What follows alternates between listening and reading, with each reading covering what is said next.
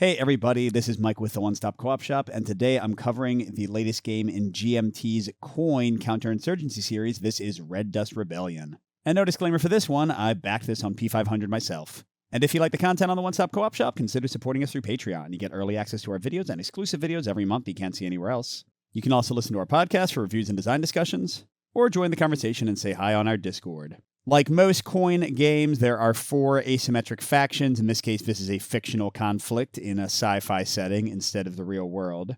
But on the counterinsurgency side, you have the blue faction, which is the Martian government trying to keep control of the planet.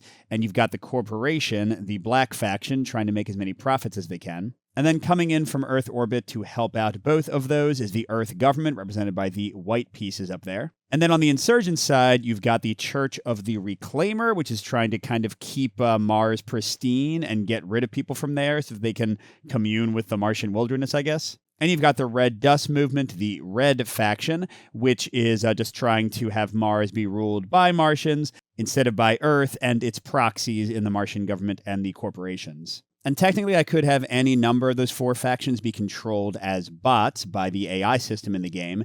Honestly, when I play coin games solo these days, I prefer to control all 4 of the factions myself because, as you'll see, it does take a while to figure out what the bots are doing. It just kind of slows down the play quite a bit. But I'm sort of splitting the difference here because I figure a lot of you want to see what the bots look like in action. So I'm going to control all of the insurgent factions, the Red Dust movement and the Church of the Reclaimers, red and orange. And I'm going to let the bots run the Martian government and the corporation, the blue and black factions. You can do these sort of team-ups in competitive play as well, and how it works is when you control more than one faction, only your lowest victory condition is counted. So, like if I'm doing really well with the red faction, but trailing behind with the orange faction, then only my orange faction points will win. Is that enough to balance things out completely against 2 AIs? Well, we'll find out, won't we? All right, now before we jump in and kind of explain, let me just give you as quick of a rundown as I can. It's a complicated game on like what's going on with the map and all this stuff here. Sorry for the super zoomed out view. I just want to be able to kind of show things and where everything sits. So first you've got the main map, and it's split into 3 regions, plus this little wilderness, which represents all of like the desert area in between these main areas. And each of them is further subdivided into these regions. Some of them are labyrinths, which are like little, air-controlled domes on the Martian landscape. That's what these little circular areas are. And then all the rest are desert landscapes separated by these little border lines, and things that have borders next to them are adjacent. So like Daedalus Planum is adjacent to Sinai Planum and to Shepherd and to Syria Planum and to Noctis Labyrinthus and Arcia Mons. Yeah, Mike saying a lot of interesting words. Martian names that he's not aware of. Should be fun. And for many of the labyrinths, you'll see that they have these little blue lines connecting them. Those are mag tubes that allow for super fast travel, so you can go from Shepherd straight to Europa. And also, as long as they're not damaged, labyrinths will have, in this green spot, on the rightmost green spot of the track, will have these little spaceports that let them just fly units to and from other labyrinths, and also up to Phobos, the moon of Mars up there, which is where things coming from Earth into transit and then to Phobos are going to land when they wait to kind of come down to the Martian surface. And yeah, the wilderness is sort of this no man's land representing all the rest of Mars, and it is adjacent to all the exterior lines of all the other regions. So like Tharsis, Tholis, and Ascraeus Mons. Those places are both adjacent to the wilderness because they are on the exterior of their given region. Now, each space has some common things. First of all, they have some numbers underneath their name. That's used for when you roll at certain points during the game for where these giant storms come in. I rolled at the beginning of the game for 2, so Arcia Mons, and where'd the other one end up? Oh, over here in Alpheus Colis, have approaching storms. In a little bit, they will turn into raging storms, and basically those spaces will be shut down for a little while, and we'll roll for more storms, so they just keep on kind of wrapping around. That's what the little numbers are, and then each space it starts out as a neutral, but then you can put either opposition or, where's one, support. Support in blue can be passive or active. That means that the population likes the Mars government, and that contributes to Mars's main victory condition. And then opposition, which can also be passive or active, contributes to the red dust movement's main victory condition. So the red faction's trying to make the people hate the government, and the blue faction is trying to make everybody like them. The corporations wants to make as much money as possible while everything goes to heck. And the Church of the Reclaimer wants to blow up everybody's bases while building their own and just like taking over as much of Mars as they can. Each space also has one or more green squares that represents its current population. Now, those can become damaged. You'll see like here is a little damage token covering it, which means this place now is unpopulated. It does not have any major population there. But then you also have displaced population, these little +1 pop tokens over there, and those can either be used to repair areas and get them their green spaces back, or to go into these gray spaces, which are kind of like potential population, to raise the population of somewhere. So here, this labyrinth, Tereshkova, has 2 population right now, but I could raise it up with the housing special action into 3 or even 4 population. And population is going to affect a lot of actions like recruiting units and things. And also it's going to be multiplied by opposition or support to give victory points to those 2 factions. Spaces are also controlled sometimes, and how that works is the number of your forces, which is any wooden piece, cubes, which are troops for the corporation and the government, these hexagonal pieces, which are rebels for the reclaimers and the red dust. If your number of forces, your number of wooden pieces exceeds every enemy's piece, and the big thing is that the corporation and the Mars government are technically working together, so they combine their number of pieces. But yeah, if you exceed everyone, then you have control. So like here in the Labyrinth of Shepherd, the red dust has 2 rebels, and the Martian government has 1 troop cube, so red dust has control, because 2 is greater than 1. But then over here in New Cordoba, the Reclaimers have 2 rebels and a base. That's what the little circular pieces are. And the Mars government has 2 troops, and the Red Dust has 1 rebel. So even though the Church of the Reclaimer has 3 forces, which is more than blue or red individually, it adds up all the other enemy forces. So here, 3 versus 3, so nobody currently controls that space. Okay, let's see what else do we got. Over here, we've got this track that's the Earth Government Confidence. That shows how well they think Mars is doing. And where it starts in this one spot and kind of most of the track means that the corporation, the black faction, is in control of those white Earth government forces because basically Earth wants to make money, just like the corporations do. But if the confidence track goes up to those top 3 spaces where it kind of gets like sort of a lavender color, then that means that they actually trust the Martian government, and the Martian government takes control of the Earth government troops. And the value from 0 to 10 on the left of that track also is directly added to the Martian government's victory condition. All these victory points I'm talking about are tracked up here in this little edge space there. It's also where you track like resources of each faction, although the non-player factions have much simplified resources. They don't have to track nearly as much. We've got overflow boxes where we have like huge forces in an area and we can't fit them. We don't really need to worry about that. Up there are the action tokens that will show which factions are eligible each turn. And talking about eligibility, if you haven't seen a coin game before, the event cards are the entire core of the game. I've got a deck of event cards built. At different points in the event deck, you will reach these Dust Storm cards. That'll kind of reset things, and that's also when we check if anybody is far enough ahead in victory points to win the game immediately. And once 3 Dust Storms have been resolved, then the game ends. Now, when you're playing solo against just bots, then the player can only win in the 3rd Dust Storm. You have to survive for the long haul, whereas the AI can win quickly if they jump ahead and reach their conditions. So yeah, looking at event cards, our first one is the Aldrin Cycler. You can always see the on-deck event card as well. Over here, you've got the Flashpoint value. That number, as you flip cards, is going to move that little Flashpoint token along the track. And when it reaches the 5th space, the space with the lightning bolt, we're going to have a Flashpoint round where stuff will come in from Earth and some other things will happen. People will get units back. You'll see how that works. But the main thing on these cards is the order of the factions. So the leftmost faction, if they're eligible, if they didn't take a turn last card, basically, they get first choice of what they want to do. So here it's the Martian government, then it's the Red Dust movement. Then if we haven't already had 2, because only 2 factions get to go per event card, then it would be the corporations, and then it would be the Church of the Reclaimer. Now, importantly, in this one, compared to other coin games, the Church of the Reclaimer is always last. They will always be the furthest right on these cards because they have a way by spending their resources, these things called asset cards, they can jump ahead of other factions and make themselves the first action to go. You'll also see underneath the faction icons are crossed out things or stars. These impact just the solo bots and whether they will try to resolve an event, because these cards have little events on them, or whether an event is like a high priority for them and they really want to do it. There are generally 2 events per card, one of them more generally benefiting the counterinsurgency factions, the other one, usually the bottom one, benefiting the insurgents. Some events, when they're resolved, will also change the Earth government confidence track to be on its plus or minus side, which means during the next Flashpoint phase, when that token moves all the way to the lightning bolt, if it's got a minus, it's going to move 1 down. If it's got a plus, it's going to move 1 up. If it gets all the way down to the 0, by the way, then Earth just abandons Mars, and all of those white troops go away, all the satellites in orbit go away. It's a bad time. The corporation and Martian government don't want that to happen. I, on the other hand, as the insurgents, would love for that to happen. Yeah, so like when a faction comes up like the Martian government, they'll get to choose to do a different array of actions. The more powerful their action is, the better action they will allow the next faction to do, in this case, probably the Red Dust movement.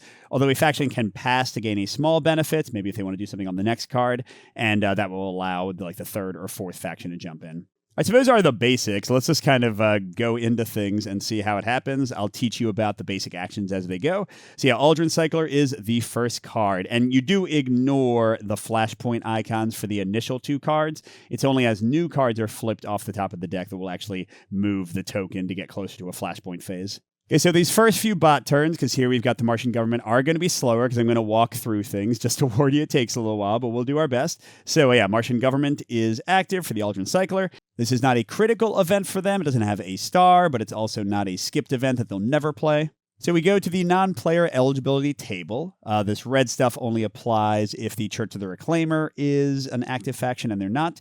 So by the way, I could right now, as a Church of the Reclaimer, spend as many asset cards as I want. I start with 3. To move my order in the factions, 1 forward for each card I spend. So if I used all 3, I could get ahead of the Martian government, but I don't really care about this card. And actually, the next event card, I think I do want to do that. So I'm going to save these for now, because these are also cards that give me cool events of my own that I can play, or permanent capabilities that'll boost me for the rest of the game. And also these values in the corner of a 2, 3, and 3 are what I use to resolve my faction's actions. So not having these cards means that I'll be really limited in what I can do. All right, so with that out of the way, let's see. Is the current event critical? No, it is not for the faction. Is the current event critical for the second eligible factions? Basically, it'll be like, oh man, we better make sure that the Red Dust movement doesn't get this, but no, it's not critical for them, so they're not really worried about it. Is the next event critical for the acting faction, and they'll be first eligible if they pass? So basically, would Blue have one of the best events in the game for them next round? And nope, in fact, it's an event that the AI will never use, so that one doesn't apply. So if all of those fail, we go to their default choice, which is an operation with a special activity. Operations are like the basic actions you take to modify things on the board and do other stuff, and special activities are unique faction bonuses that they can enact as well. And honestly, most of the time you're going to get to that op plus SA option, but you have to check the other things to make sure none of the events are so important that they're going to kind of jump out of that regular rhythm. So I move the blue token for the Martian government onto that middle space there, which is an operation plus special activity. And now I go to our fun, handy-dandy bot reference cards. These were implemented in, I think it was Gandhi was the first coin game that used them, but now they're pretty much in all of them, and they are definitely better than the old system. So we're going to try to figure out what the faction is doing. It might, with these if-then statements, lead us to drawing a new card, which is that icon, or it might lead us to flipping this card over to an alternate action. This number in the upper right here is basically going to try to emulate what it's like to have resources, because in the real game, every faction except the Black One Corporation, they have a certain number of resources they're spending, so they can't just like take actions forever. In the bots, they'll roll dice, and if they roll a 3 or lower, basically that counts as them having spent enough resources, and they'll stop doing stuff. So yeah, it's a bit more random and swingy than actual play, but it keeps things simple. All right, so we check. Is any space with coin control not of active support? Yeah, I mean, basically all of them. Although I will say, I forgot to say this, the Red Dust movement has, this is something new to coin games, has these campaign cards. They start with one for free and they can get them through other actions. This lasts and stays in effect as an ongoing modifier to the game until we get to one of those Dust Storm rounds where things reset. Remember, there's 2 of those and then the third one ends the game. So this says, water rationing hits government strongholds hard. Labyrinths may not be shifted to active support. So right now, the best that the Martian government can do is getting them from neutral to passive support or taking away my opposition. But anyway, we don't care about any of that. It says any space with coin control not active support. Yes.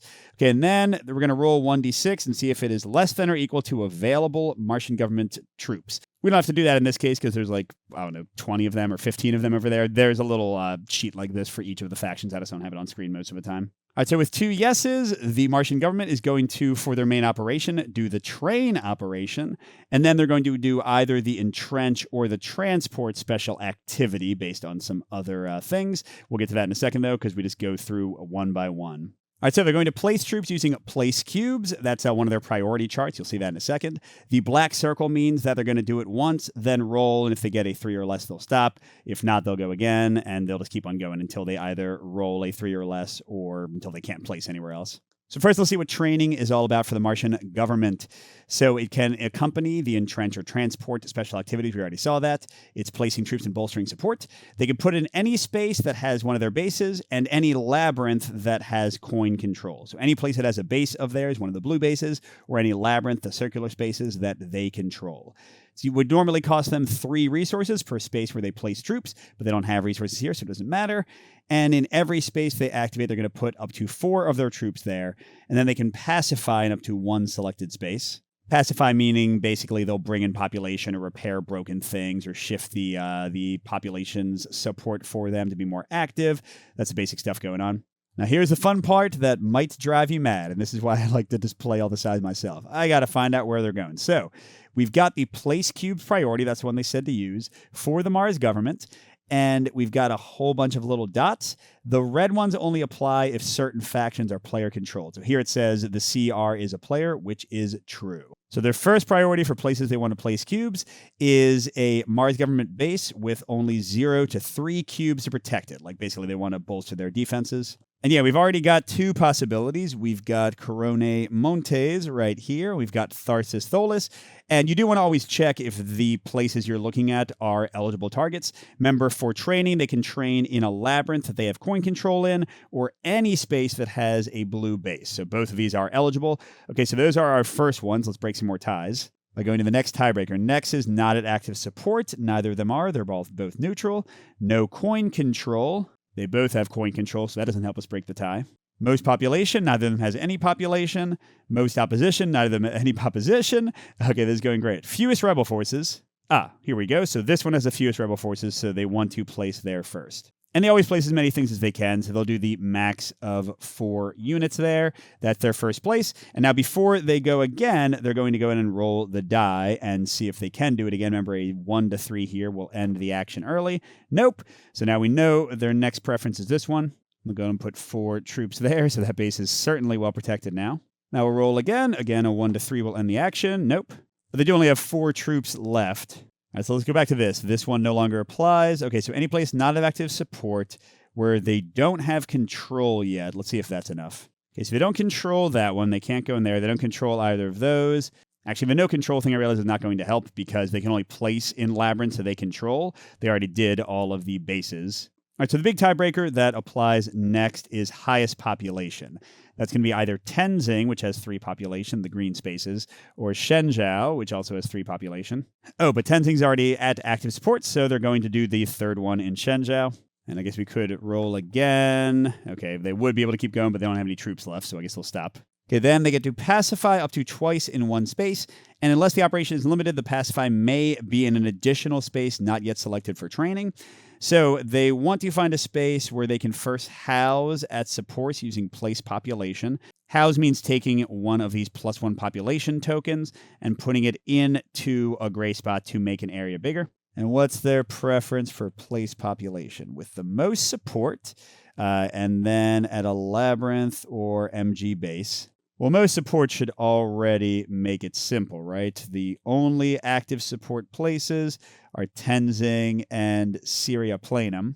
And again, because it wasn't a limited operation is what happens often when you are the second faction to activate, and that only lets you adjust a single or affect a single space instead of like all the spaces they've done here. All right, yeah, so Tenzing will definitely be the one because they have the most support there. And the first thing they want to do is house, which means they take one of these displaced population and they put it here. So now Tenzing has 4 people. Wow. And to calculate their winning score on the edge thing you can barely see up there, they get 1 victory point for every population that's at passive support and 2 for every population at active support. So they just added 2 more to their victory condition. You just make it a bit more visible. So they've got 14 now. And if you look at the top, like right at the kind of edges there, you can see what their target is. 34 points of victory for them to win in one of the Dust Storm rounds. So they're still pretty far away. Okay, now they're going to select 1 special activity. So first they'll try to place bases in deserts that don't already have a base.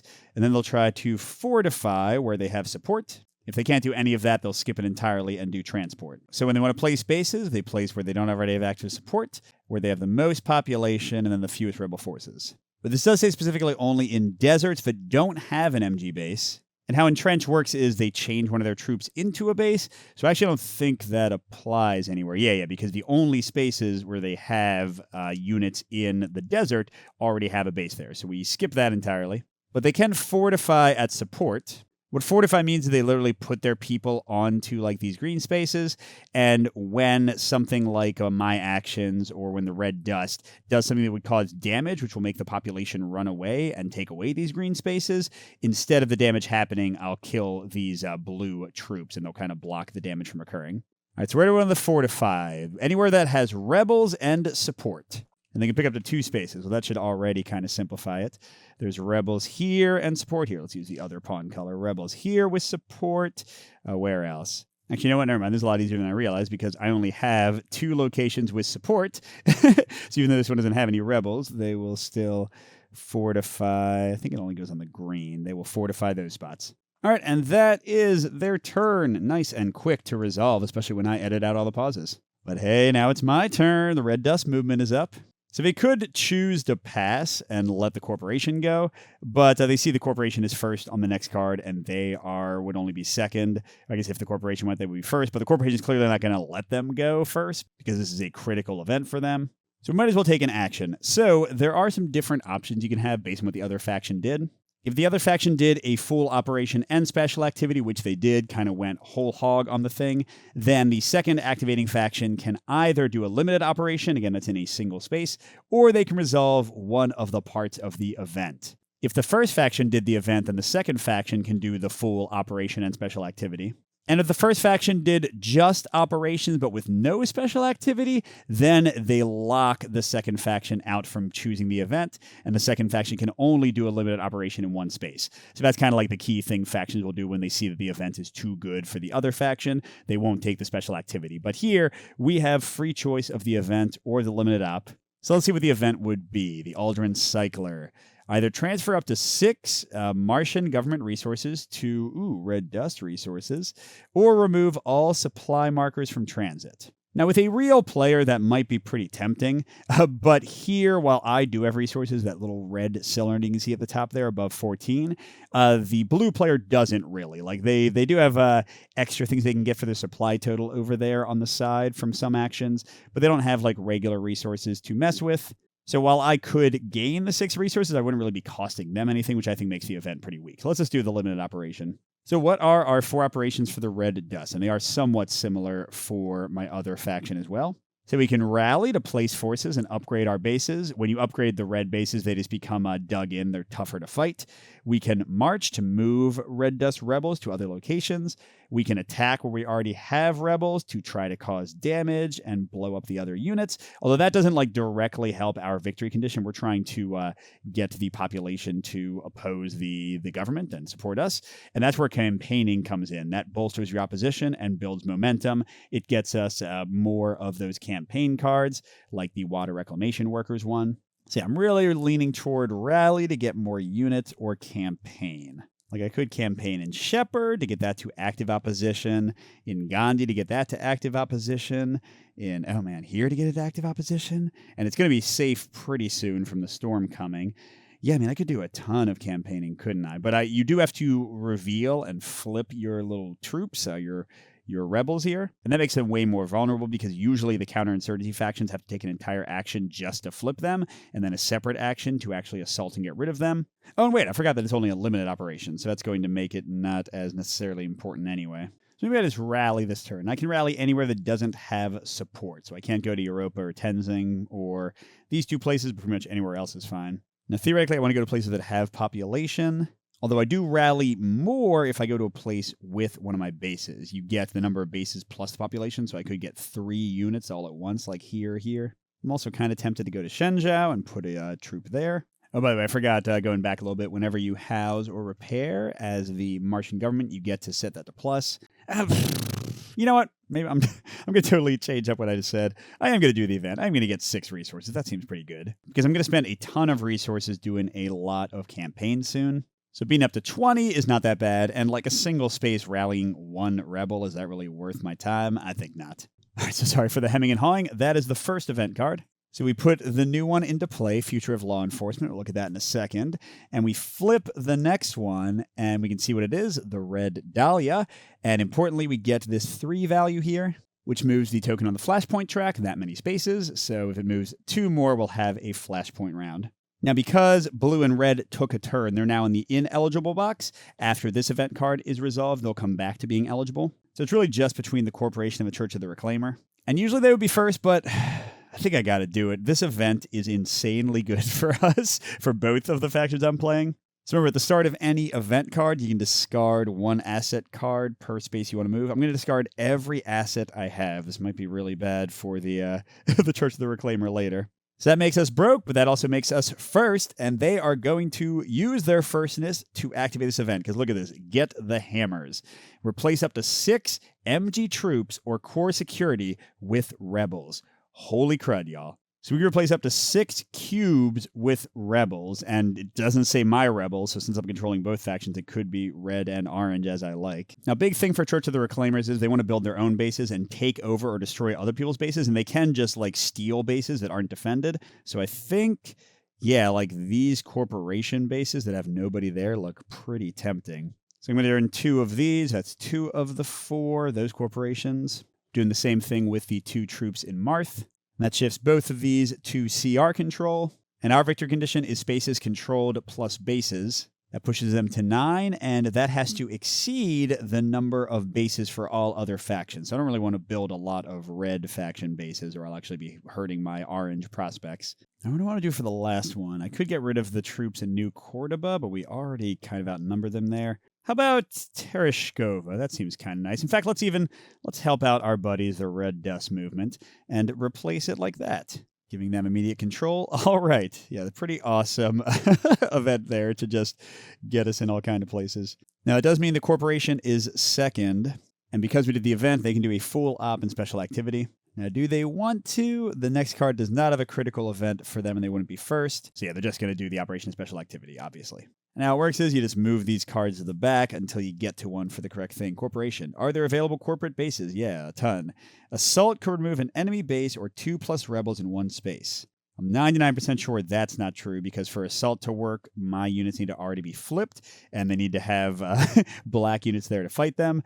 The only place that there are black units and rebels is in Tenzing and Shenzhou, so no. So we're going to flip to the other side and get to this. Are there any deserts without corp bases and reachable by corp units? I mean, yes, like a billion, because they have a lot of mobility. So we're going to do a recon action. Let's see what that's about. So reconning lets them enter deserts and reveal rebels there, flip us over, and it lets them go to any destination deserts. And the corporation doesn't have to pay for things. They can do like as much as they want, although sometimes it does cost profits, which is like their victory condition, to do more, and right now they have 0 profits. All right, so they can move to adjacent deserts between crossing 1 line, or from any controlled spaceport. So they can just like launch from spaceports. And that includes units from Phobos, including the Earth units, those white cubes, because they are currently the controller of Earth, since it's not up into these top 3 spaces where the Mars government controls it. Okay, so they can move core units to destination deserts from adjacent spaces and controlled spaceports. They activate 1 rebel for each core unit, or if they're in the wilderness, they need 2 units to activate rebels.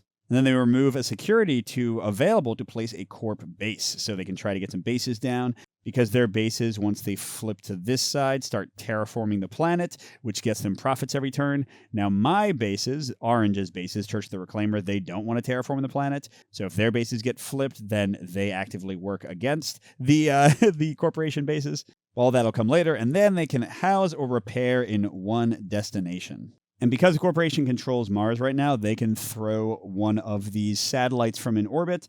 They can put it into a space. While they're in orbit, they're basically immune to damage, but when they come down from space and they're like closer to the ground, they can technically be shot. But using this, the corporation can either go into a space that's a raging storm, which would usually be impregnable. That's not the case right now. Or they can reveal more rebels wherever they go. I doubt they're going to use either of those. Yeah, it says they're going to use move priorities to move people in. The white circle means that they can just do it as many times as they want. There's no roll. You see there's not even a die value there. Since the EarthGov controller, it reminds you that you can use navigation beacons. Then they're going to place bases in every destination with no corp base. And then they're going to house in one location. It's kind of reminding you of what all the things from the action are. All right, so here's a fun one. Move priorities. Lord help us. All right, so first we select destinations using space selection priorities. And we're doing recon, so recon destination. So first we're looking for spaces where there's rebels at corporation bases. So, here, those places where we just replaced their people. And here, I guess we're not going to have that for very long. And here, Shenzhou has a base from earlier. And next, they want to go to corp bases with 0 to 3 cubes. So Shenzhou will be the last choice of these ones we priorities. Coin units fewer than rebel forces. That's definitely the case at those two. Conversion center there. No, that's the Reclaimers bases that are flipped. Most opposition doesn't apply. I think they're kind of equal in every way. Rebel base there, no. CR control, yes. Fewest rebel force. Yeah, I mean, they're all kind of equal. That means you'll just roll off. So 1, 2, 3, 4, 5, 6. Okay, so they're going to prefer to go to this one first. So we found a destination. Next, we select an origin space. Now already selected as a destination. We're going to move the most movable forces not required to remain in origin per instructions below, and then select at random from remaining spaces. Yeah, movement is like the worst in the game. It definitely breaks my brain the most. Now, the first thing to think about is where can they bring troops from? So they said adjacent, which they don't have anybody like regularly adjacent. So that's going to be just places that have spaceports, which is Tenzing, Europa, Shenzhou, and then the big one, Phobos, with all those guys being able to come down. So yeah, I'm looking for the most movable forces not required to remain in origin per instructions below. So yeah, I think it's going to be Phobos because like they don't really care about keeping forces to remain control, cubes greater or equal to vulnerable enemies. Yeah, I mean, none of this stuff really applies. So they got to select how many are they going to move to that place, Hellas Chaos. All right, so they want to get one acting faction unit to destination. All right, so definitely one of their own troop cubes. Then they want to get acting faction units equal to hidden... Oh, wait, acting faction units includes the EG guys right now, doesn't it? And yeah, actually, for peace priority, they like EG troops better than security. So they want to get enough to equal the hidden rebels. Okay, then, let's see. They want to get coin control, which they already have because they've got the base there too, which takes 1 control from Orange's victory condition. And then also said they just want to get 4 cubes to a corp base. So I guess blip, there they go. Then it says destination has any damage, get 1 security to destination, which I guess is on top of that. Or maybe, I feel like maybe they would just move 3 Earth and the 1 thing. I'm not quite sure of the ordering here. They also want to get 1 Spec Ops to destination. That's their like hexagonal units, which can do special attacks and things, but they don't have any of those except coming in from Earth right now. All right, so it says if they have coin control, they go to step A and select a new destination. If they did not have coin control, they would go to step B and select a new origins. They would try to bring more people in. But yeah, so they're good to go here. So that place is locked. Our next preference was Marth. All right, so they want to try to find the origin with the most movable pieces, which means Shenzhou and Phobos are tied, because that's not technically selected as a destination yet. Now, it says because there's a corp base here, they want to keep units there to try to equal or exceed the number of Martian government ones. So I'm going to assume they're going to send from Phobos again and go down here. And then we'll change it to their control again because of the base also being there. And then from that origin, they can't move anybody else, but they do have coin control, so they're going to select another destination, which will now be Shenzhou.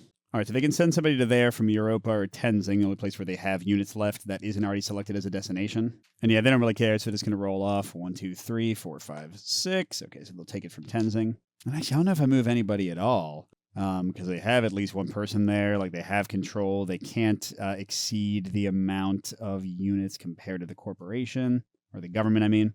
So I think maybe they just don't move, but still activate it, which is something they can do. All right, so then they place a base in all destinations with no corp base. All those places have corp bases. Then they house in one destination with the corp base using place population. And now there's 3. Which one do they want to place population in?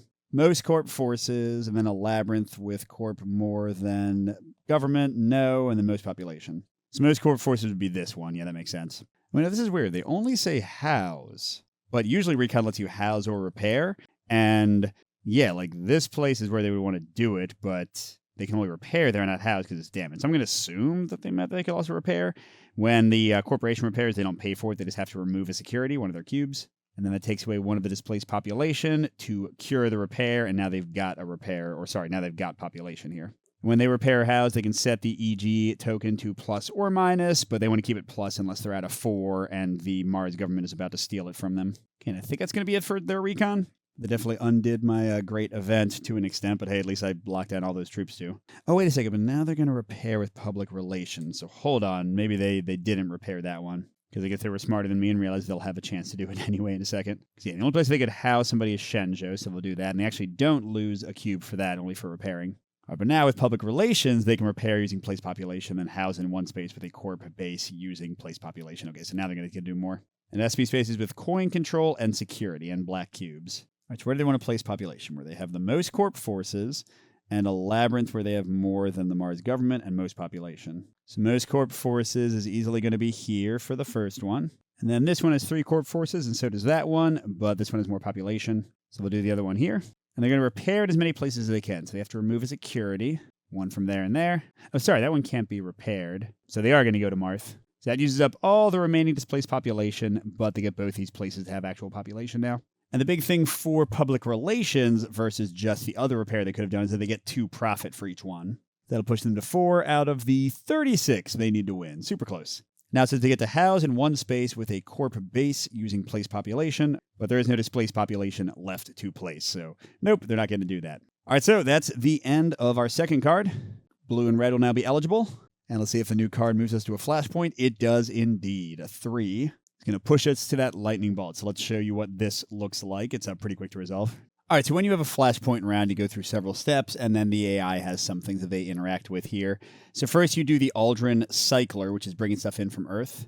And how this works is everything in transit goes to Phobos. So here we've got some new Earth and corporation units. If satellites reach Phobos, they go straight into orbit. And if supplies reach Phobos, they immediately go to the Mars government. Normally they give 3 resources for each token. But because the Mars government is kind of simplifying its resources, they just get 1 per token, so they get 3 here total. Okay, then they always try to move 1 population from Earth to transit. That'll eventually go to the displaced population and let us do more of that population placement and repairing and stuff. And then the controller of the Earth government, which is currently the corporation, gets to pick up to 5 things that can come. They can spend more profits to bring even more, but they never do when they're the bot. And here they use the pieces priority, so they want to bring satellites first, then Earth troops, then their own troops, and only all the way down to the bottom supplies. So 1, 2, 3, 4, and then prioritize security over spec ops. So there we go. That's the 5 coming in for next time. Next, corporation loses profits for casualties. Only black and white units that get defeated go in there. The Mars government goes back to available. Same thing with all the rebels. But nothing here. Earth government confidence goes up or down. Right now it's on a plus, so it goes up, which also means the Mars government score is up 1. And then based on the Earth government's current level, they'll add new things to Earth. So here they're getting 4 Earth troops, 2 supplies, and 1 population. So how it ends up working, if you're curious, is population just tends to kind of keep on coming in, and it doesn't really go away except through a few of the reclaimer actions. So over time, Mars will just get more and more populated. It'll be easier to get points from both opposition and support for the factions. Okay, next, the corporation would get some profits based on their terraforming bases, and the reclaimers would subtract profits with their flip bases, but there aren't any, so nothing happens. And now we get to some stuff that the Church of the Reclaimer gets to control. So first of all approaching storms become raging storms, which means now, generally speaking, you can't do anything with those spaces. Although if a labyrinth has a raging storm outside, because again, these are like habitat centers, you can still do actions that are purely based on being inside that habitat, but you can't bring things like in there or out of there. And now we're going to roll for new storms a number of times equal to the value of the card that was just flipped from the deck, the next event that's coming. How you do storms, and this is what I did at the beginning of the game when I set up, is you roll the black and the white die. The white die determines which of the territories it goes to. So here with a 2, it's going to be Arabia Terra, and then the black die determines where it'll be. So New Cordoba has a storm coming, and we're going to roll 2 more times, 3-1. And for Tharsis Montes, it's got a lot more areas, so you have to find the exact one that corresponds. So here it's a 3 and a black 1, whereas a 4 and a black 1 would have ended up in Europa. So this one has a storm, or will have a storm, I should say. And we roll 1 more time and get to 2-6, which will be up there. Now, importantly, if a place gets double rolled in the same round here, it becomes a Raging Storm immediately, and the Church of the Reclaimers gets to do a little free attack on them and remove a piece that's there, but that didn't happen here. And now finally we check for attrition. So coin units will get removed if they're in desert places that have a Raging Storm or that are not populated, so have damage over all their green spots, if there isn't a coin base. But in all our current places with coin units, they have a base. Then same thing happens to red dust if they don't have population or a base. But no, they're good everywhere. All the places that don't have a base do have population and aren't in a Raging Storm, so they don't get hurt. All right, so then the flashpoint goes back to 0, and we just keep on going. So this is a quick little interruption that brings stuff in from Earth and has some attrition and things. When we go through 7 to 12 cards and get to an actual dust storm, that changes up a whole bunch of things. We check if anybody's won, all that stuff. All right, so let's resolve a few more event cards. I think that's about all I can fit in a reasonable amount of time for this video. So right now we got the red Dahlia, and okay, the red dust is first to act before the Martian government. And let's see what my options are. The event says, militants caught off guard. Activate all RD rebels. Oh, that's their version of the events. That would flip up all of our rebels. Make them vulnerable. Or the Christmas offensive. RD may free ambush in any number of labyrinths. They must activate all RD rebels in any labyrinths where they ambushed. Ambushing is a really powerful kind of automatically successful attack. But like I said before, the Red Dust faction doesn't necessarily need to kill people, and their most powerful spaces right now, even though they have one person there, that person isn't really doing much to them. So definitely Operation makes more sense here. Now, I don't care a ton about the event happening. And actually, I see that the Martian government is first on the next card, and it's a main event for them. So there's a very high chance they're just going to pass anyway, so I might as well go full ham on this. So yeah, let's do Operation plus Special Activity. All right, this time, since it's a full turn, let's go ahead and do the campaign. Just get ourselves a ton of stuff. And with special activity, I can redistribute or coordinate. And you can generally, unless otherwise indicated, do the special activity before or after any of your actions within your main operation. All right, so redistribute gets me resources. I have a lot from that event I did. Coordinate, repairs, or houses, and builds opposition. There's no population to repair or house. But I can build opposition there, so okay, we'll probably coordinate. Now, importantly, look, campaign says that in each space I want to campaign, they have to be populated spaces with my rebels. That's it, so nothing else. I have to spend 1 resource per space. I'm going to activate 1 rebel there if none are already active. But coordinate lets me in 2 spaces activate a hidden rebel to repair or house, and then shift 1 level toward active opposition. So if I coordinate first in the 2 spaces, those rebels will already be flipped, and I can still use them to campaign without flipping another one. So I definitely want to do the coordinate before the campaign. But yeah, wherever I campaign, I'm going to shift 1 level toward active opposition. Remember, that's what's helping red get closer to winning. And then if the space gets to active opposition, I get to draw a campaign card, and I get to keep 1 of all the ones I draw and shuffle the rest in. Campaign cards are those ongoing ones that have negatives, mainly for the counterinsurgency factions. And if I campaign into space with active support and bring it down to passive support, I get to do 1 damage there. I set the Earth to be going down minus, and I subtract profits if the corp is there. I don't think that's going to happen, though, because there's only 1 active place and I'm not there. Now, I do want to look at Coordinate's special thing. Look, so I activate a person, and then I'm not going to do any repair or housing because there's no population, but I can shift 1 level toward active opposition. Or if it's already at active opposition, I can remove 2 MG troop security or replace 1 with a rebel. So I could pick Sharma. They're already at active opposition, but that would allow me to replace this guy, which is maybe worth it. Although, I don't know, it's probably less important than just getting more opposition to be going on. Because I'd love to do it in 2 places that are currently neutral and get them all the way to active opposition. All right, so there's 2 places that don't have support. So yeah, let's do Tereshkova. Okay, so I'm going to make that passive opposition. Oh man, heck yeah, it's going to make my only guy very vulnerable, but that place has 4 population. So it's too good not to do it there. So that gives me passive opposition there too. All right, so that's it for my coordinate special activity. Now I'm going to campaign. All right, so I mean, yeah, I'm just going to do it friggin' everywhere I can, right? So 1, 2. Now, you can't have any kind of opposition or support in places that have no population, like this place that's fully damaged, so we can't do it there. 3. I guess I can do it here. 4. And, I can't pick that space because of the Raging Storm. That sucks. But Gandhi, 5. And there, 6. Oh, man, we can do it over here, too, can't we? 7. And I think that's it. So that cost me 7 out of my 20 resources. So just one more than I got from that event, so pretty happy about that. And all of them switch. So, okay, that's there. That's active. So all these are going to let me draw cards, by the way. And then passive there, active there, active. Oh, no, that's right. I couldn't pick that one. Active there and passive there. Holy crud. Yeah, so that's 1, 2, 3, 4 that I activated and either became active, opposition, or were already active. So I get to draw 4 of these and pick one. Let's see. Earthers for Martian rights. Each supply marker arriving on Phobos instead increases MG resources by 2 and RD resources by 1. Now here they still get to move that little supply token at the upper left there on the 3, but I would get 1 resource. Meh. Transport workers. Maglev shut down over work conditions. Secure may not use maglev lines. That would just kind of limit their mobility. Meh. All right, General Strike. Workers all over Mars, down tools. All MG operations is based without support. Cost 1 additional MG resource. How this actually works out, though, in the bots is that they have a higher chance of their actions stopping earlier, so that's pretty good. And then workers down tools on corp projects help build barricades instead. Place all new RD bases on their dug inside.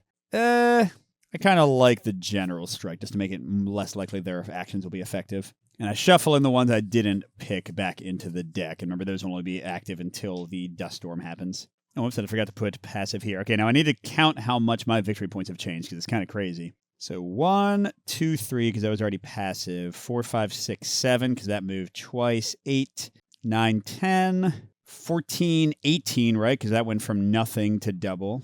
19, 20. Yeah, so if I counted right, I'm all the way up to 34, 2 over my required victory condition. But remember, I can't win until the end of the third dust storm no matter what, and I only have the lower of my 2, and my orange, because they got kicked out of some places, is still 4 behind where they need to be to pass the enemy bases.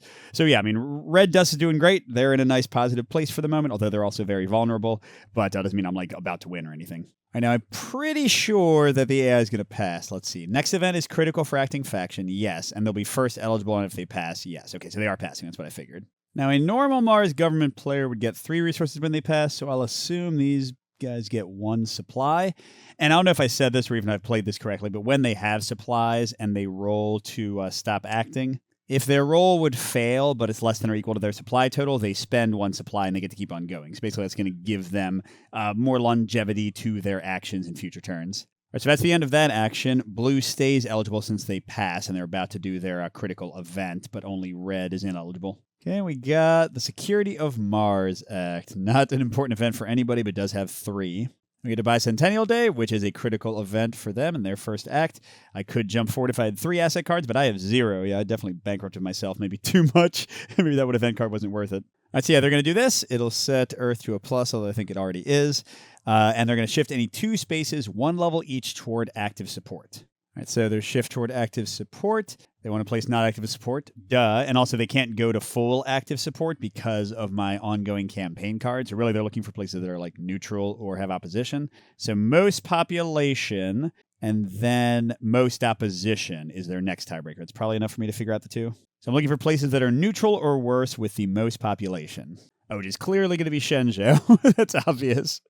Then all the rest of the places are 2 population. So then it's most opposition, which is like 1, 2, 3, 4. Let's see what the next tiebreaker is. Next would be has a rebel base, and then would be a CR base or CR control, and then fewest rebel forces. That one has a rebel base. Okay, so it's going to be Sharma and whatever that one is. So that's -1 and -2. So that just cost me 6 points. Wow. How quickly my not real victory is taken from me. Our corporation is next eligible. Okay, and the next event is not critical, and the first eligible chosen event, so they get to do an operation and special action. What are they doing this time? At least 2 populated spaces with a corp base. Corp forces greater than MG forces and no damage. Well, I think there are now, right? 2 populated spaces with a corp base where their forces are greater than MG forces and have no damage. Yep, those 2. Okay, and an assault could remove an enemy base or 2+ rebels in 1 space. No, because there are a lot of revealed rebels, but they're all with, like, blue units. So we're going to flip this. Okay, so first they're going to do a special activity, then they're going to do logistics, which partially one of the big things it does is it brings in more stuff from Earth. It's kind of like a free early Flashpoint. All right, so first they either want to exploit or do public relations. Let's see if exploit is applicable. So it's up to 2 spaces with a corp base, no damage and more corp forces than MG forces. Yep. They increase profits by the population there, then they shift it 1 level towards neutral, and they actually work toward helping the Red Dust or Church of the Reclaimers if they control the space. So yeah, it's just these 2 places that apply. We don't control either of them, so we don't get the benefit. So they just get profits equal to population, which is 1 each, so 2, and they can't shift towards neutral because they're already there. Generally speaking, both the Corporation and the Church of the Reclaimer, at least when they're not working together with the Red Dust movement, prefer spaces to be neutral because that way Martian government and Red Dust aren't getting a foothold in either one. All right, that was pretty quick. Now we do logistics, and they're just going to do all of these things because remember, they don't have to roll for anything. So they're going to upgrade 1 base using place or upgrade bases. They can activate Earth to put units there. They can activate Transit to do the Aldrin Cycler and kind of move everything. But if they activate desert spaces, which they can also activate, they get to upgrade corp bases there. First one's free. Each one after that costs 3 profits. But that's going to turn them into those upgraded bases that earn them profits every time that we get to the Flashpoint round. So it's definitely worth it for them. That's a place for upgrade bases. They want the base with the most corp forces. And if it's a labyrinth, corp has to have more than MG. And then most support is next. So they'll definitely upgrade here. And they can only do this for deserts, by the way. So they're going to do that one. They'll only upgrade a second one, by the way, because there are at least 2 Dust Storm rounds remaining. So they'll basically have enough time to benefit from the profits. So they'll pay 3 profit for each base they want to upgrade. So it brings them down to 3 profits. And Marth is also upgraded. So if Church of the Reclaimer doesn't start attacking those bases or flipping some of their own, they're going to be getting 4 profit every Flashpoint round. Okay, next they're going to activate Earth to place 4 corp units on Earth.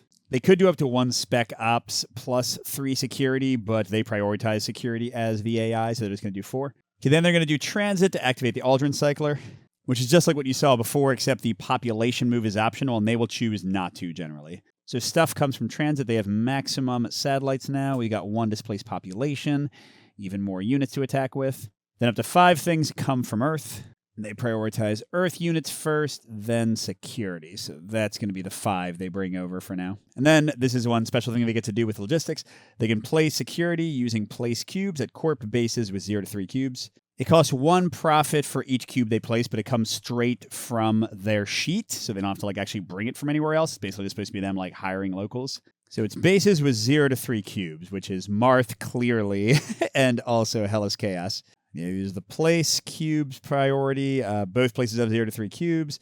Neither place has fewer than rebel forces. They at least equal them. So then as most population, they're tied. And then select at random. Interesting. So once this one gets to 4, they'll stop placing there. But for now, there'll be 1, 2, 3, 4, 5, 6. And they have 3 profits to spend. Okay, so 4, 5, 6. So that gets that one to where it's not considered anymore. And they'll spend their remaining 2 profit to protect that one with 2 more guys there. So that gets them a coin control also there. Well, it was a beautiful dream when I thought I would just take those bases easily, but that's not happening anymore. Now I have no money to do anything about it next time. But hey, this next round should be fun because only I am eligible. Although first, whoa, yep, we are definitely doing one of those Flashpoint rounds. All right, so first we do the Aldrin Cycler. So just a ton of units come in. And then the Corp has to bring a population and then 5 other stuff. So they have to bring a supply, even though they kind of would rather not. No corporate casualties still. Earth confidence moves to 4, which now means they're 1 away from the Mars government controlling Earth. So the Corp now is going to prioritize anytime they do a repair or house or whatever to flip that back over and move it down for themselves. And we had some more Earth Gov forces, supplies, and population to Earth. And now they're very happy about this. 4 profit for free. So all the money they spent to upgrade those bases and protect them, paying off. All right, so raging storms go away. The previously approaching storms become raging. Oh, that's right, there was one more over here. Now they're going to roll 4 times. Although if all 6 tokens are on the board, we stop rolling no matter what. Which is definitely going to happen here unless something gets doubled up. All right, so we got 1, 2, which is Rutherford. No one's even there. No one cares. And then 2, 3. That'll be Radow. Then potentially our last roll, 2, 1. Ooh, that's already raging. Now it doesn't get flipped, but we can remove 1 unit there. So clearly I'll pick the coin unit. Which means we've gained control of it because we have 3 versus their 2. And we didn't place the last token, so let's roll again. 1, 2. What the heck is going on? All right, 1-2 means Rutherford flips, which doesn't matter because nobody's trying to go there. But geez, Arabia Terra is just a mess of storms right now. All right, now we got to see if there's any attrition. Remember, it's in deserts that have a raging storm or don't have any population, and a base protects them from it. Oh, and I don't know if I said, the Church of the Reclaimer is immune. It's only all the other factions that can be hurt by that. And nope, I don't see anybody that gets attrition, so that's that. All right, so clearly Red Dust is going to be first this time. And looking at the next card, they would be second, so they're definitely going to go ahead and go. And the event is a not doing one for the AI, so it's probably not worth it. Stand down. Move 4 MG or core cubes from each of up to 2 labyrinths to any spaces with coin bases. Meh. Yeah, that's not too impressive to me. Yeah, I think maybe a rally makes the most sense to get some more units and also kind of protect my freshly vulnerable units from attack. Although I guess I could just campaign again and get that right back to active opposition. But yeah, let's rally. It can be any populated places without support. It's going to cost me 1 point per space. Let's maybe rally where all our bases and population are to get a bunch of people. So here will get me 2. It's number of bases plus population. Here will get me 3. Here will get me 3. And then I can, march later to get them all over the place. Then I think I want to get one here for a different action. I'm going to redistribute and get myself some money back. I don't know, maybe that's enough. Okay, so 1 population plus 1 base. 2 population plus a base. Same thing here. And there's a single guy over there. That cost me 4 resources, but redistribute lets me flip a rebel in up to 4 spaces where I have control. Oh, I don't have control there. I thought I'd be able to do it there. And for each one, I get resources equal to population there. So, I mean, yeah, what the hey. Let's go ahead and do all the ones where I have control and extra people that are still hidden. So that'll be 2, 4, 5, 7. I spent 4 for the operation, so I gained 3 overall. Might be a bit too worried about keeping money going, but that's okay. Right, now, Church of the Reclaimer has no asset cards.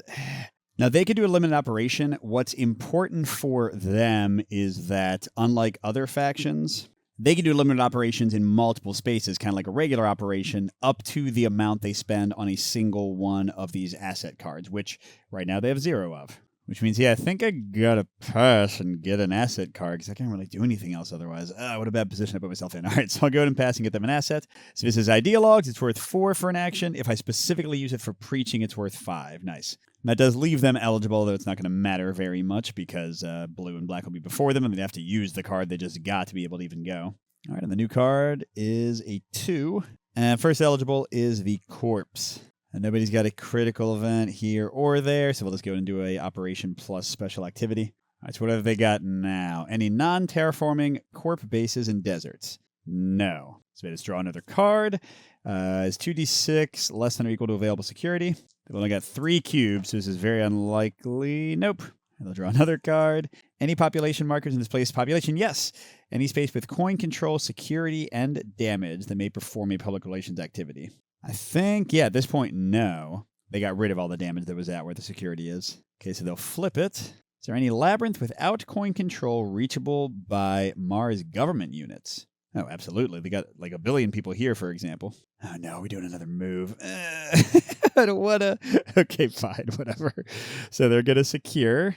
All right, so recon sends you out into deserts. Secure sends people into labyrinths. But it still reveals rebels. Oh, did I recon, didn't I? Did I forget to reveal rebels where I went? Oh man, that's 1 billion years ago. Oh well. So yeah, corp units can move to labyrinths from adjacent spaces along maglev lines and through spaceports. That includes coming from Phobos with all the 1 billion people they have. But they have to stop if they enter a place with enemy control. And then they'll activate 1 rebel for every corp unit. And they can place a corp base if they remove a security. And then they may house or repair in 1 destination. Geez, and if they have drop pods, they can go into places that have raging storms and such using satellites. God help me. Okay, so it's a secure destination. So rebel at a corporation base. Inside of one of these. Oh yeah, there we go. Okay, so they want to go there first. Where are they coming from? All right, so origin space with the most movable forces. That'll clearly be Phobos, right? But again, are they actually going to move anybody? Well, let's see. They want to get 1 acting faction unit to destination. But that's already there. They want to have acting units equal to hidden rebels. That's already the case. They already have coin control. Oh, they want to get corp faces greater than MG forces. And again, I think Earth counts as their forces. Oh, so they do have to use a drop pod to do that. So now they outnumber the Mars forces there. And it says they also want to get 1 spec ops to destination. There is 1 of those. Okay. All right, so that's it for that one. Now, they're going to do some more. All right, so where else do they want to secure? Rebel at corp base. Corp bases with 0 to 3 cubes. They don't have any other bases in... Yeah, okay, so that's not going to apply. Okay, coin units fewer than rebel forces where there are corp forces. No, Tenzing is close because they're equal, but that doesn't apply anywhere. Okay, so next is just the place with the most population. So I guess Tenzing? And they're still coming from Phobos, clearly. All right, it says that if the place has no base and space for a base, you want to get 3 security there. So I guess they'll do that. And they stop because it has controls, so cool. All right, where else do they want to go? Okay, still most population they haven't already gone to. That's equal everywhere. Okay, next is most opposition. Okay, so they're going to look at one of my 3 active opposition places. And then a rebel base. So they're going to go to Gandhi. Okay. Seems like they can get enough there, but we'll see what happens. All right, so we're still coming from Phobos. They got 4. I guess they could also come from, like, Hellas Chaos. Oh, no, they're not adjacent. This doesn't have a maglev, so I don't think they can go straight from Sharma to Gandhi. Oh, wait, Sharma has a spaceport, though, so they go into there, and then spaceport's there. Okay. But yeah, I assume they'll go from Phobos first, because, like, they clearly need to keep some people here. All right, so they want to get 1 unit there. Then they want to get units there equal to hidden rebels, which would be 3. Okay, then they want to try to get control. So let's see, that's 5 versus 6. They would need 2 more. But can they take 2 from here? Well, let's see, they don't want to lose control. That part's fine because they can leave 3 people behind.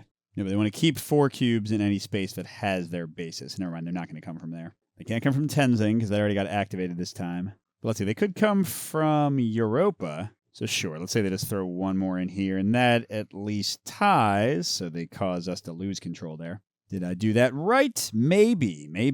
Now they're going to try to do public relations or raid. That's right, they want to repair first, but I don't think there is anywhere that's damaged. They can take away a person now. Okay, then they want to house in a space with a corporation base. Now they can't place more population there, so they want to go to most corp forces, which is here. Oh, so they're going to actually give more opposition to... That's interesting. All right, I'll take it. But the important thing for them is that because they house, they can flip this to its minus side, which they very much want to do because that'll stop the Martian government from taking control of Earth. Speaking of the Martian government, what do they want to do? Okay, so next event is not critical. No. First and choose event. The current event is critical or performed in effect. Okay, so they'll do the event if it'll do something for them. We got to see if it's effective. Activate all Spec Ops and Rebels in 1 space with Spec Ops, then Corp may free assault there. Which means that's the only place with Spec Ops they could wipe out the rebels in Shenzhou. And yeah, we got to judge if it's effective for the Mars government. And here, if it removes or reduces enemy forces from the map, it is effective. So they are happy for the Corp to do that. So yeah, this guy flips, and they reveal all of them. And yeah, how Assault works is they remove 1 active force for every active coin unit there. So that's like 8 million. Blah, they're dead. And with the Mercenary special ability, whenever the corporation assaults, and this counts even though it came from a card, they get to gain 1 profit for every 2 rebel forces removed in a single space. So like 1 removed in 2 different spaces would not do it. But yeah, the Spoils of War, they got up to 5 profits. All right, well, that was something. There goes our passive opposition over there in Shenzhou. But it does mean that we are active. Ah, there we go, our first Dust Storm. So the token doesn't move at all. And importantly, we don't resolve the Dust Storm immediately, so we're still going to have our turn. But then, because a Dust Storm card is showing, we have the Haboob effect in play, which means nobody can do Recon or March, but CR, Church of the Reclaimer Rebels, can still travel. Which actually is kind of annoying, because I think I was going to have the Red Dust Rebels march as their next action. I'll have to figure out something else for them to do. Now, what I might want to do is big attacks, because the big negative attacking is that you activate every rebel in the space. When a Dust Storm comes in, everybody gets to be hidden again. Oh, shoot, I forgot to reveal again. Yeah, after moving, activate 1 rebel for each core unit, and we remove 1 security to available to place a core base. Oh, do they want to do that? Place base in all destinations with 3+ cubes and no corp base. All right, so I guess there. Oh, crud, where else do they move to? Shenzhou already has a base. Then they move to Tenzing, right? Okay. You really got to pay better attention here. And house 1 destination with a corp base using place population. Well, I kind of already did that. Oh, but I did that with the public relations. So they would have raided instead. I don't know. Oh, wouldn't they have gotten profit for doing public relations too? Blah. All right, so they clearly would have, like, revealed all these people, which I think is maybe even more reason to attack. Although, when you attack, what happens is you roll 2 dice. Each die that is equal to or lower than your number of attacking forces lets you remove 2 units or a single Earth unit because they're stronger. But if the total of both dice is equal to or less than the total number of forces there, just like kind of like everybody involved in the fracas, then you have to damage the place. So like if I attacked in Gandhi, yes, it would get rid of a ton of people, but I would damage it, which would not only get rid of this population place, but also would make these people run away. So I'd be losing a ton of support there. So you know, forget it. I'm just gonna. You know, what if I instead rally and coordinate to get some more places flipped to active opposition? So I can go to populated places without support, which means definitely Shenzhou. Maybe Hellas Chaos? And what the heck, I can go over to Arcia Mons. That would be enough. I don't have that many units left. So I can get one in Shenzhou, one here, and one here, leaving me with 2 units total.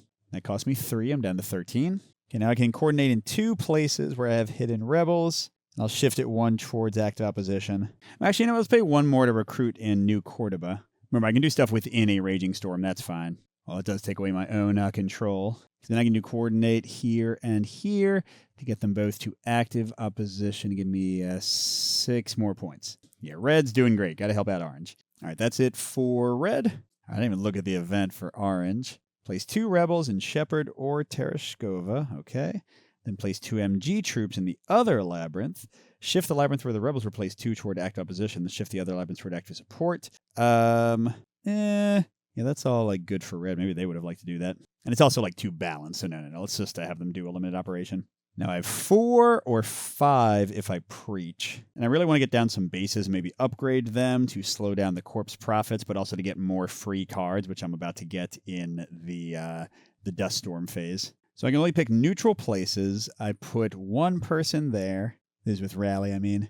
Or I can change 2 people into a base, although right now all the places I could do that would leave it totally undefended. Or if I have a base there, I can do the same thing as other people, place additional people there equal to my number of bases plus the population there. Or I can flip my people to hidden, which doesn't matter. Or I can upgrade my base and I get a free asset card when I do that. So okay, let's go ahead and say that I'm rallying in 4 places.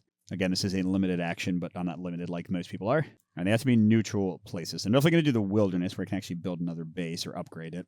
Let's see, I think I might want to get enough people to place more bases down, because remember, bases help me control more places. New Cordoba is a good one to upgrade, because bases inside of labyrinths get me free units every turn. Well, not every turn, whenever one of the Flashpoint rounds go off. So let's maybe do Travelot too. All right, so in the wilderness, I'm going to get another base, because again, that's good for my victory conditions.